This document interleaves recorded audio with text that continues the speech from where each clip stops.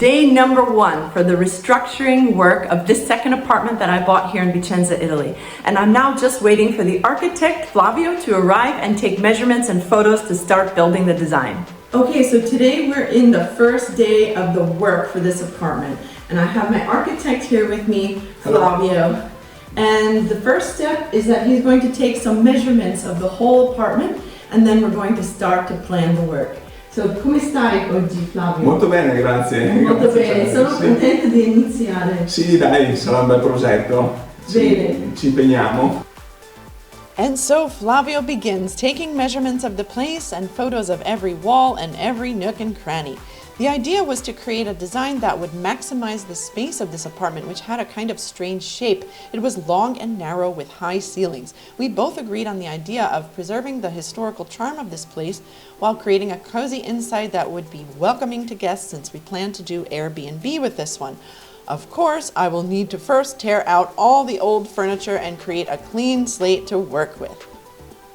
Alright, so today I'm here with the architect and the company that's going to do the work inside the apartment. And they are discussing different scenarios and the best way to get the work done. This other guy is a rep from a local construction company which is specialized in restoring apartments in the historic center, which is always a tricky thing. They spent about 2 hours talking about each and every issue in the apartment and the best way to deal with them. There were several problems to fix, including the problems with the floor, the doors that wouldn't close properly, this mysterious stain on the wall in the bedroom, and then restore this ceiling called travi a vista. Today is October 21st and I'm here at the architect's office to see the ideas for the design of the apartment. He had lots of drawings, color schemes, and samples of flooring to choose from, and it's time to make some decisions. Here are his original design images, which in the end we didn't do exactly that due to the high costs involved.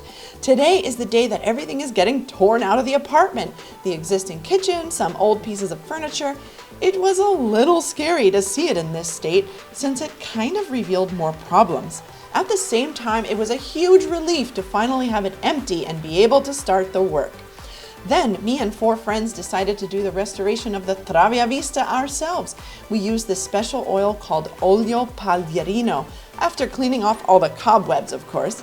This process was called oleatura di mantenimento, or maintenance oiling, which was quite easy to do ourselves. In one afternoon with 5 people, we did both the upstairs and the downstairs, which by doing it ourselves saved me 2,000 euros.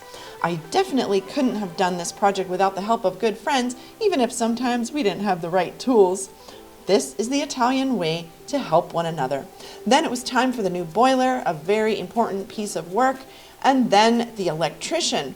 Everywhere you see black lines was where the wall had to be broken to put more cables and make the apartment a norma, conforming to the local laws. Then demolish the bathroom. Then it was time for the painting. We decided to paint just one wall blue in the bedroom. Then they installed the light switches and the bathroom tiles. We decided to get a new wood flooring on the bottom floor where the kitchen is and just refinish the floor on the upper floor where the bedroom is.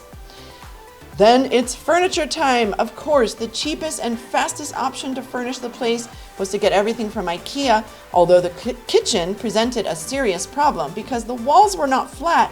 IKEA refused to install it, and it took a couple of months to find someone to install the kitchen, customizing it in certain places to fill gaps created by the wall not being straight. Then it was all about lights, other small customizations, hanging shelves, finishing off the bathroom, getting some new heaters installed, and finally the finishing touches like the paintings and the decorations. And the whole thing took about 1 year, and then we were finished. This project gave me an enormous sense of satisfaction. So, what were the lessons learned throughout?